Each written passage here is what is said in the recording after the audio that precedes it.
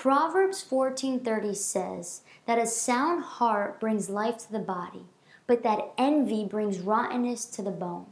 Brian Hedges says that envy is the sickness of the soul, a consuming, wasting spiritual disease that devours from the inside out.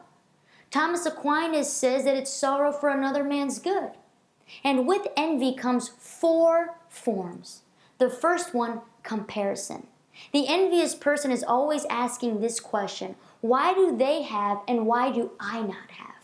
Form number 2, criticizing and complaining. The envious person looks at the good fortune of others and they criticize. And then they look at their own good fortune and they complain. They look at others and say they don't deserve it.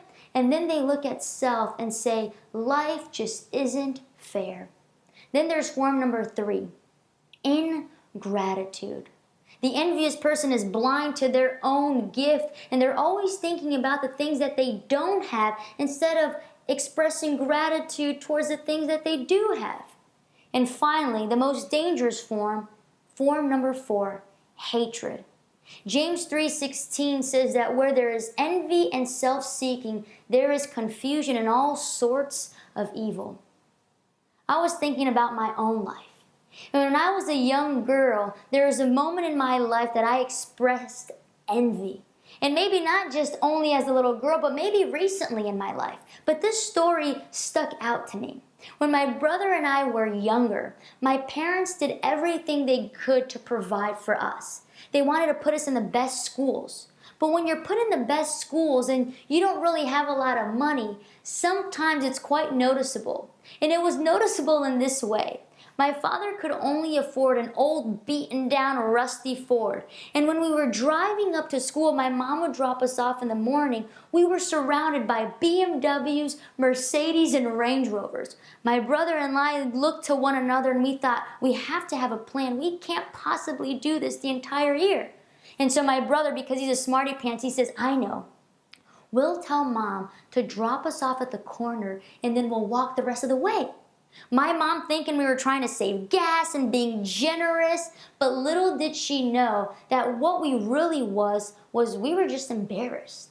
We were comparing ourselves to others. We were criticizing and complaining, and this really ultimately ended in us expressing complete ingratitude. You know, and I think back of this story, sometimes I get a little emotional because my parents were doing the best that they could. And instead of my brother and I thinking, you know, there's so many people who don't even have a car. And here we are, we were able to afford a car. But we weren't satisfied because someone else had it better. How about you?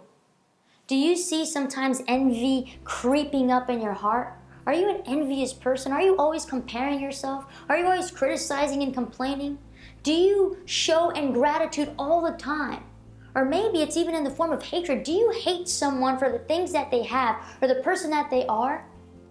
Here's my challenge to you. I challenge you to intentionally find something to be grateful for this week. And when you do, you need to express it. Whether it's to God in prayer or to someone else, whether it be friends or family, co-workers, express your gratitude. Verbally say it. So that way, your sound heart might bring life to your body.